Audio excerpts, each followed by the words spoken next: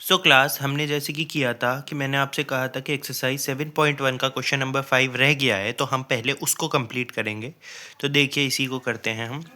वो कह रहा है line L is the bisector of angle A.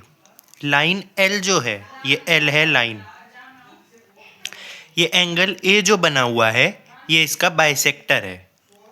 And B is any point on L, और बी जो है वो एल के ऊपर एक कोई भी पॉइंट बना हुआ है। ठीक है।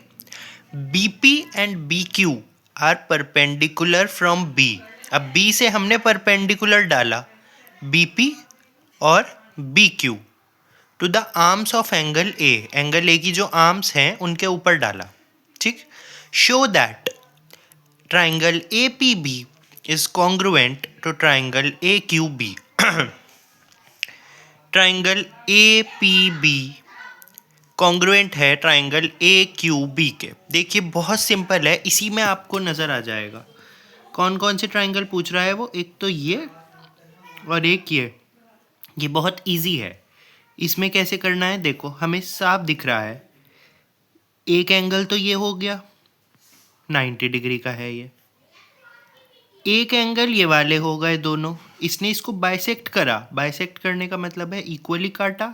तो एंगल 1 इसको मान लो, एंगल 2 इसको मान लो, दोनों बराबर हो गए। और तीसरी साइड ए बी इसमें भी आ रही और ए बी इसमें भी आ रही, तो वो कॉमन हो गई। ठीक है, तो एंगल साइड से हो जाएगा ये। ठीक है, तो अब देखिए कैसे करेंगे हम इसको। सबसे पहले हम लिखेंगे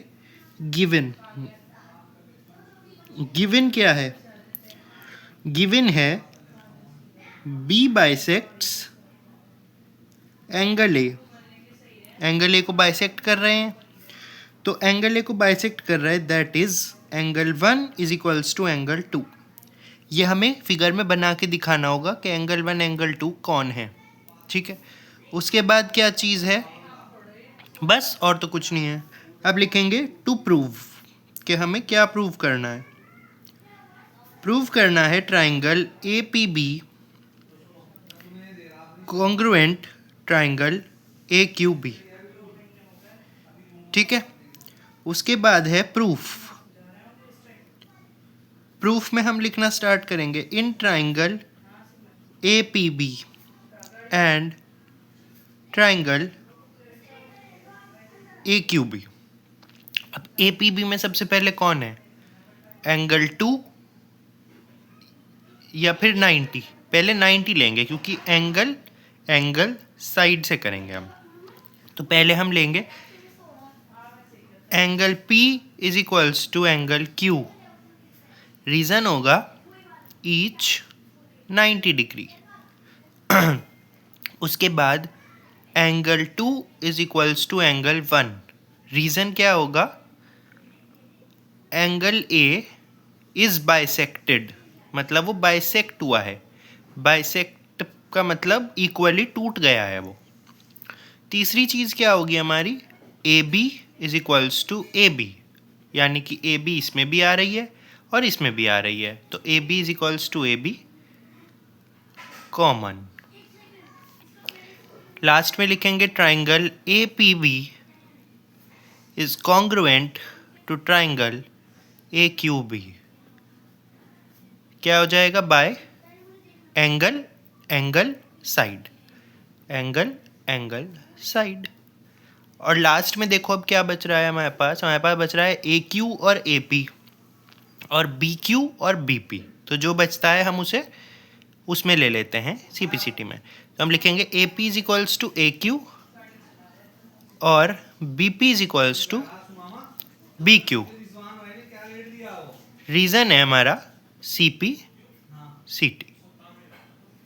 ठीक है, अब देखो ध्यान से देखने पर पता चलेगा कि हमने दूसरी साइड पहले ही प्रूव कर दिया। दूसरा part B P equal to B Q prove करना था, वो भी हमने साथ के साथ कर दिया। ठीक है, तो ये था एक्सरसाइज 7.1 का क्वेश्चन 5th। अब हम आते हैं एक्सरसाइज 7.2 पर। देखो एक्सरसाइज 7.2 में क्या दिया हुआ है उसने, वो कहता है in an isosceles triangle ABC। एक आइसोसेलेस ट्राइंगल है। सबसे पहली चीज़, आइसोसेलेस ट्राइंगल क्या होता है, जिसकी दो साइड्स इक्वल होती हैं। तो हम एक ट्राइंगल बनाएंगे यहाँ पर, ए बी सी। उसने कहा A B equal to A C, तो ए बी जो है वो किसके इक्वल हो गई, A B C, a c के। The bisector of angle b and angle c intersect each other at o. जो बाइसेक्टर एंगल बी और एंगल सी के, मतलब एंगल बी को यहाँ से काटा, एंगल सी को यहाँ से काटा, वो आके कहाँ मिल गए, ओ पे। ठीक है, जॉइन ए टू ओ, ए को ओ से मिला दिया। Show that o b equal to o c, हमें दिखाना है ओ बी किसके इक्वल है, ओ सी के। दूसरी चीज हमें दिखाना है ए ओ बाइसेक्ट्स एंगल ए, यानी कि ए ओ जो है वो एंगल ए को भी बाइसेक्ट कर रहा है।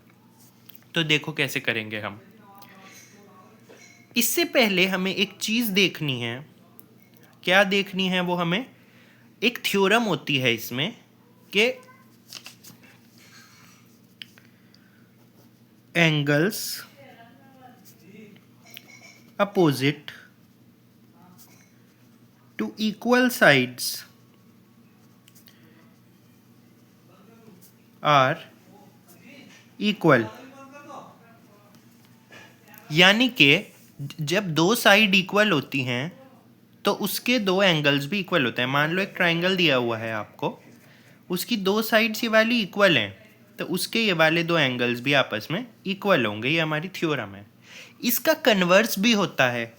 कन्वर्स क्या होता है इसका, sides opposite to equal angles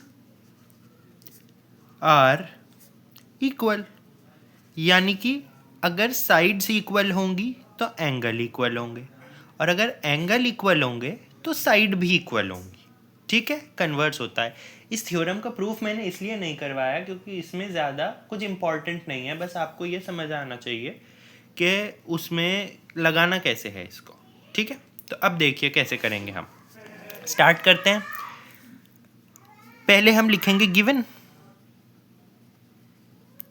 given में हम क्या लिखेंगे, ए बी इक्वल टू ए सी, ये दिया हुआ है हमें, बस इतनी सी चीज़ दी हुई है हमें।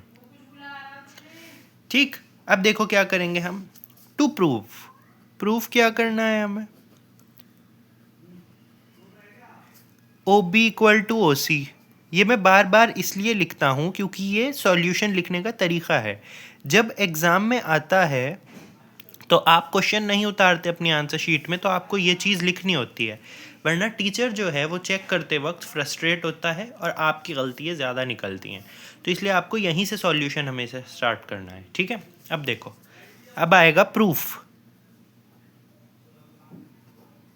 प्रूफ में हम क्या करेंगे, हम लेंगे ट्राइंगल ए ओ बी और ए ओ सी। कौन से वाले, देखो ये वाले ए ओ बी और ए ओ सी। हम इस चीज़ को क्यों लेंगे, क्योंकि हमें चाहिए क्या, हमें चाहिए ओ बी और ओ सी, और हमें क्या चाहिए, ए ओ। ठीक है, तो देखो लिखना स्टार्ट करो। In triangle a o b and triangle a o c. सबसे पहली चीज़ तो ए ओ बी में क्या होगी हमारे पास, ए बी इक्वल टू ए सी, क्योंकि ये तो हमें दी हुई है पहले। ए बी जो है वो ए सी के इक्वल है ना, ये क्या है, गिवन। उसके बाद देखो हम क्या करेंगे, मैंने अभी बताया side opposite to equal angles are equal और angle opposite to equal sides are equal. तो जब ए बी ए सी के इक्वल है तो एंगल बी एंगल सी के इक्वल होगा, है ना। और अगर हम दोनों का हाफ कर देंगे तो वो भी इक्वल होगा। रीज़न क्या होगा, angles opposite to equal sides are equal. देखो मैंने कैसे किया, जब हमें पता चला कि ए बी ए सी के इक्वल है तो मैंने एंगल बी को एंगल सी के इक्वल कर दिया। उसके बाद ये बाइसेक्ट कर रहे थे एक दूसरे को, तो एंगल 1 जो है वो एंगल 2 के इक्वल था, एंगल 3 जो है एंगल 4 के इक्वल था, तो ये भी तो आपस में इक्वल हुए ना, तो मैंने इन दोनों को इक्वल कर दिया। तो हाफ ऑफ एंगल बी क्या है, एंगल 1, और हाफ ऑफ एंगल सी क्या है, एंगल 3। ठीक है, तीसरी चीज़ क्या है हमारे पास, ए ओ, वो दोनों में आ रही है, तो a o is equals to a o common.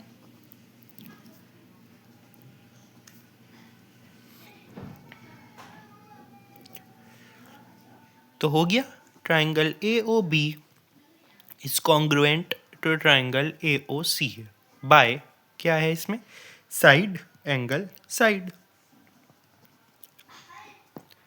अब देखो सीपीसीटी में क्या रखेंगे हम, ए ओ बी में क्या बच रहा है, सब कुछ तो ले लिया हमने, सिर्फ ये बच रहा है, ये वाला इक्वल टू ये वाला।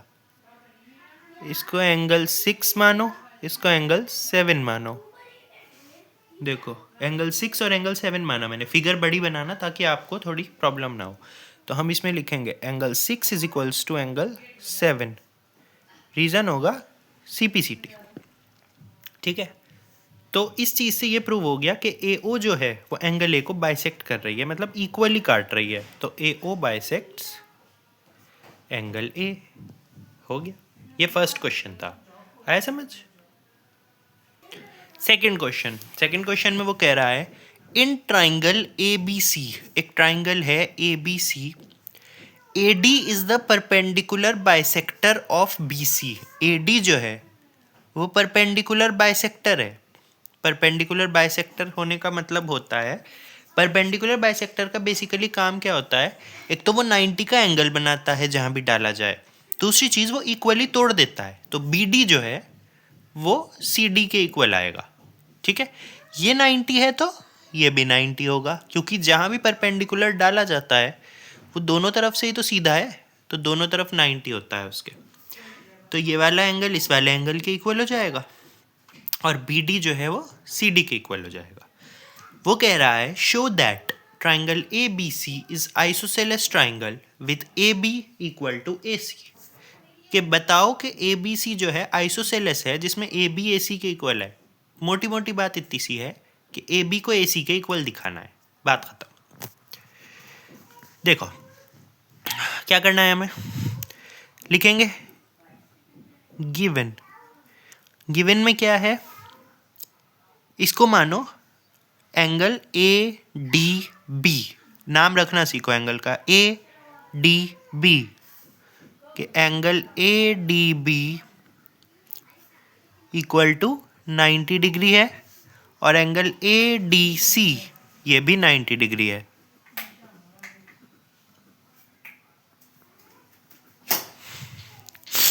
दोनों 90 हैं। और तीसरी चीज़ क्या है हमारी, b D equal to C d है, b D equal to C d. Reason क्या होगा इसका, a D is perpendicular bisector. ठीक है, अब हम लिखेंगे टू प्रूव, कि हम क्या प्रूव क्या करना है, हमें प्रूव करना है हमें ए बी इक्वल टू ए सी, बस इतनी सी चीज़ प्रूव करनी है हमें। अब लास्ट में होगा प्रूफ, प्रूफ पे क्या होगा, लिखना स्टार्ट करेंगे, in triangle A D B and triangle A D C. देखो कैसे लिया, ए डी बी और ए डी सी ऐसे लिया हमने। अब स्टार्ट करेंगे हम, तो हम स्टार्ट करेंगे ए डी बी और ए डी सी से। सबसे पहली चीज़ क्या है इसमें, इधर से लेना स्टार्ट करेंगे या फिर इधर ही से ले लो, a d equal to a d common, सबसे पहली चीज़ तो यही आ गई दोनों में।